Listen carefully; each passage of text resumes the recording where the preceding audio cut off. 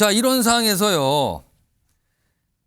이른바 탄핵 심판 이 사유 중에 내란죄, 형법상 내란죄를 처리한다. 이 부분은 계속 논란입니다. 오늘 국회에서는 국회 측 탄핵소추 대리인단 회견도 있었고요.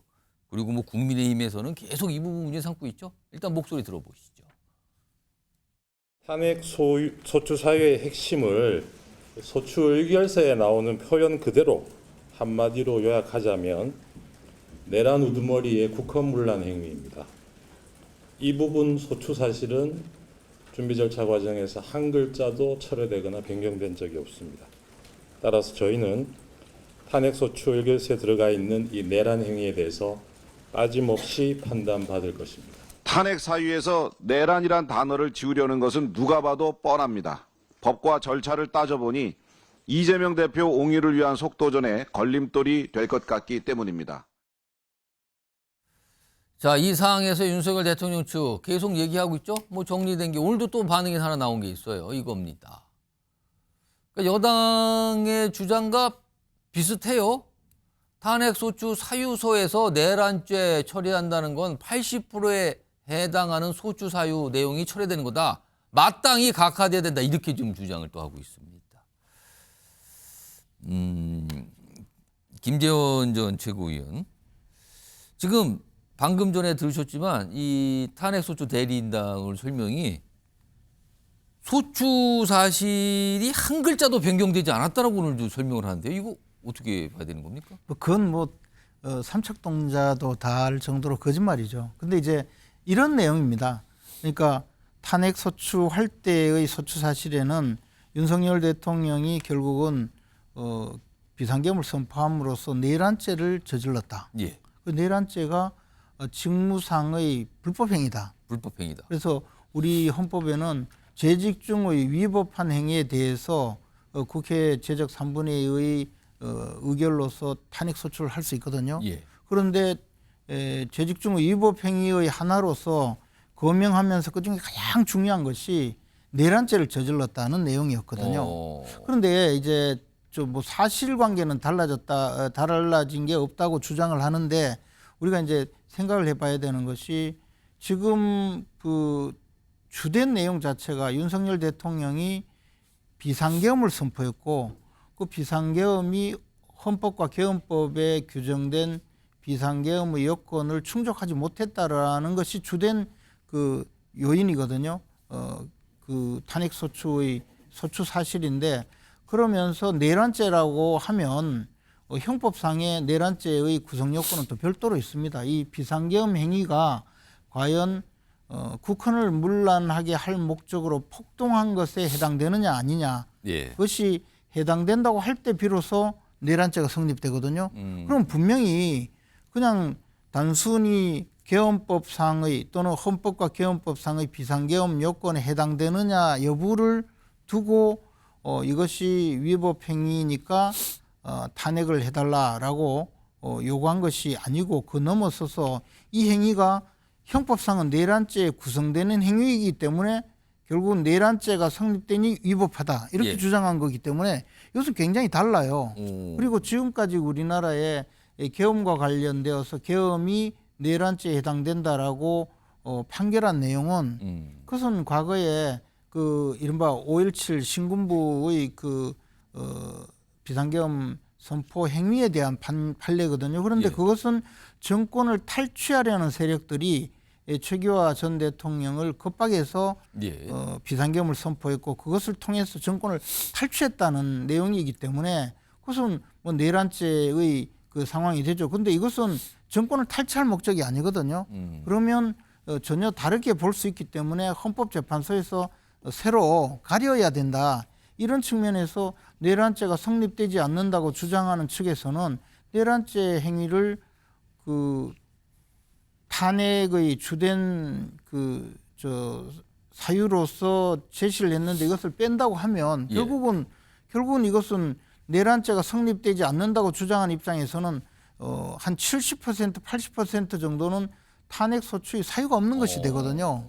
그러니까 그러면 처음부터 내란죄가 해당되지 않는다고 판단을 했거나 또는 내란죄까지는 탄핵 소추 사유에 넣지 예. 않겠다고 했다면 국회에서 그냥 단순히 비상계엄이 불법이다, 비상계엄 선포가 잘못되었다라고 했다면 그러면 그 탄핵 소추 결의에 참여한 국회의원들 중에서는 판단을 달리한 의원들이 있을 수 있지 않느냐.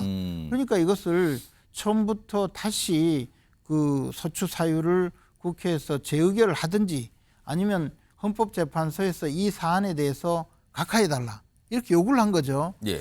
그런데 저는 뭐 그 주장은 충분히 그 일리 있는 주장이고 또 주장할 만한 가치가 있다고 보는데 문제는 헌법재판소의 반응은 어떻게 되냐면 재의결할지 여부, 재의결이 필요한지 여부 또는 우리가 이것을 각할지 여부는 재판이 다 끝나고 판단하겠다 이런 입장이잖아요. 예. 그러니까 이것은 결국은 그 논쟁을 해도 헌법재판소에서 우리가 결정할 테니 뭐 주장은 충분히 해보라 이런 것으로 지금 끝나고 있어요. 그런데 이제 그 국회 그 탄핵 소추인단은 대부분이 민주당이 주력해서 제안한 내용이고 이것을 방어하는 내용은 대통령 측이거든요. 예. 그 대통령 측의 입장에서 보면 헌법재판소의 처사가 굉장히 못마땅하고 부당하다고 여기는 거죠. 이것은 처음부터 소송의 전 단계에 결정해 줘야 될 사안이기 때문에 이것은 우리 주장을 받아달라 이렇게 할 수밖에 없는 것이고 헌법재판소 입장은 우리는 그건 다 끝날 때까지 검토해서 여부를 판단하겠다는 거고 국회 민주당 측의 그 대리인들은 이것은 내용상 별 차이가 없으니까 그대로 진행해도 된다 이런 논란으로 지금 가고 있습니다. 어쨌든 이것은 처음부터 그 헌법재판소에 제소하게 된 탄핵소추 과정부터 지금까지 수없이 많이 부딪히고 있지만 결국 헌법재판소의 심판의 공정성이나 중립성을 굉장히 의심하게 만드는 상황이 되고 말았습니다. 김영규 교수님. 네. 그러니까 지금 여당과 윤석열 대통령 쪽에서는 아니 형법상 내란죄 부분을 처리한다는 게 이게 말이 되냐 지금 그걸 다 따져봐야지 왜 빼냐 이제 와서 그럼 처음부터 그거를 놓지 말았어야지라고 하면서 이게 처음부터 안 들어갔더라면은 탄핵 소추 안에 대한 표결 결과가 달라질 거다 이렇게 주장하고 있거든요. 뭐 그렇게 할 수 있습니다만 결과적으로 지금 핵심은 어떤 법으로 적용하느냐가 있는 게 아니라 국민 전체가 본 거 아닙니까? 헌법재판소 재판관들이 이전에 전 국민이 봤듯이 계엄 선포의 부당성 그리고 군을 투입한 것 그리고 뭐 선관위에 간 것 여러 가지 또 뭐 위압적인 행위들 그 자체들을 다 본 것인데 결과적으로는 헌법재판소가 쉽게 생각하는 것은 이 여러 가지 보여진 행위들이 어떤 법의 예서를 떠나서 대통령을 파면할 만한가 아닌가를 판단하는 것이다. 실제로 형사법에 대한 것은 재판에 가서 하면 되는 겁니다. 지난번 박근혜 대통령 때도 실제로 형법상의 뇌물죄 이런 건 드러내고 하자. 그 권성동 원내대표가 그때 당시 그렇게 했었어요. 이제 뭐 그때마다 상황이 다르다고는 하지만 실제로 그런 것은 그런 의미에서 헌법재판소도 여러 가지 사항들, 즉 뭐 탄핵 아까 나왔습니다만 5가지를 2개로 그룹핑했다. 실제 내용은 똑같은 부분이다. 그러니까 요 추렸다는 거죠. 이제 추렸다는 부분인데 실제로 오히려 역으로 의도는 내란죄를 논의해야지 한 3년 이걸 끌고 갈 수 있다라는 의도로 보여져요. 실제로 내란죄를 다툼에 있어서 그럼 사실은 그 잠깐만요. 80%가 아닌 나머지 20%만 해도 충분히 파면을 판단할 수 있는 거리가 된다. 그러니까 속도를 내기 위한 목적이다 이렇게 뭐 보시는 속도를 떠나서 이건 명확 가나한 파면에 해당될 수 있는 판단이 될 수 있는 행위를 했다. 그렇게 보는 겁니다. 임전채 의원께 제가 한 1분 드릴게요. 근데 이게 그 탄핵 소추에 대한 그 심판 헌법재판소의 심판도 결국은 재판이잖아요. 근데 이제 증인 신문이라든가 이런 사안은 형사재판 절차에 의하고 처음 탄핵 소추의 절차는 민사재판 절차에 의해야 합니다. 그럼 민사재판은 이른바 그 변론주의이기 때문에 당사자인 국회 대리인 측에서 탄핵의 사유로 제시한 것만 심판을 하게 되어 있어요. 그런데 이것이 민사 절차하고 다른 것은 국회 의결을 거치는 거죠. 그러니까 지금 말씀하신 대로 국회 의결을 거친 과정은 함부로 처리할 수도 없는 국회에서 만약 이것을 처리하려면 다시 국회 의결을 거치는 게 맞다는 것이죠. 물론 이 규정이 없어서 되는 문제죠. 그리고 말씀하신 대로 내란죄를 입증하기 위해서는 많은 증인들이 필요하고 예. 실제로 내란죄가 그 성립되느냐 여부를 검토하려면 시간이 걸리니까 결국은 예. 이게 이재명 대표가 빨리 이 탄핵 심판이 끝나서 만에 하나 탄핵이 인용되면 대통령 선거를 해서 자신이 교도소에 가지 않고 대통령에 나가겠다. 이 개인 한 사람의 그 이해관계 논리로 때문에 그 논리로 아니, 그 하면 이해관계 예. 때문에 지금까지 대통령이 이걸 3년을 끌고 온 견디겠다는 거예요. 논리하고 똑같은 아니, 논리예요. 아니, 시간 그게 아니고 예, 잠깐만요. 그러면 대통령이 알겠습니다. 그러면 내란죄로 그 제소해달라고 했습니까? 윤 대통령이 한 게 아니잖아요. 잠깐만요. 그러면 국회 의결 거칠 예, 때는 내란죄라고 해놓고 지금 와서 이재명 대표 교도소 예. 가지 않으려고 이거 뺀 거밖에 더 김 됩니까? 전 잠깐. 그러니까 지금 여당에서는 그런 시각을 갖고 있다는 거예요. 똑같은 거죠. 예. 실제로 뭐 우리 야당의 입장에서는 내란죄를 오히려 빼는 것이 대통령한테 이룰 수도 있는 건데 실제로 보면 그건 뭐 아무것도 아니지 않느냐 이렇게 얘기할 수 있는데 내란죄를 넣자라고 하는 것은 그만큼 시간을 더 견딜 수 있다. 이 재판을 오래 가게 하겠다라는 의도로 똑같이 아니죠. 보여지는 거꾸로 거죠. 이야기죠. 내란죄라고 제소를 했으면 내란죄가 성립되지 않으면 그만큼 이것은 사유가 없는 게 돼요.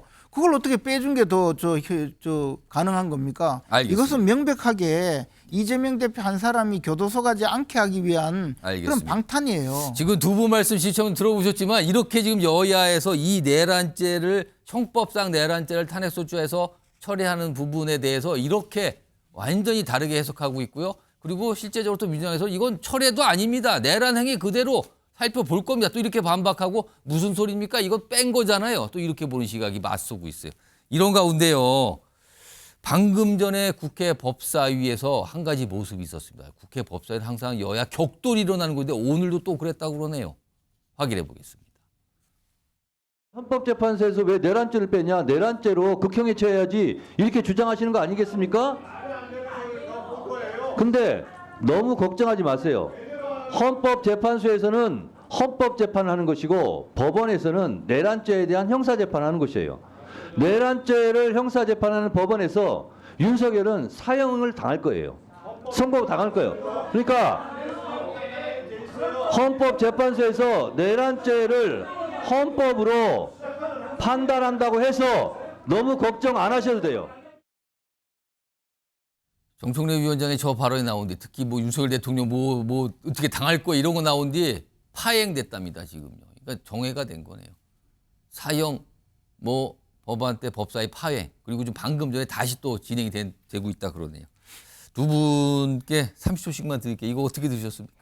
먼저 김용주. 글쎄요, 어쨌든 이것이 뭐 국회를 통과한 부분이고 헌법재판소에 들어가 있는 부분이고요. 어차피 변론 기일이 잡히고 속도가 나고 있기 때문에 헌법재판소의 얘기처럼 자기네들이 알아서 판단한다. 예를 들면 뭐 세 가지 요건들 중에서 개헌법, 뭐 헌법 혹은 뭐 형사소송법 중에 아무 하나라도 파면의 요건이 되면 되는 것입니다. 꼭 이 세 가지 다 중에 80% 중요한 것만 해당돼야만 파면이 되는 것은 아니다라는 말씀드립니다.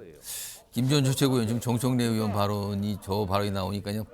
여당 의원들이 막 반발하면서 파행이 됐다 그러는데 어떻게 보세요?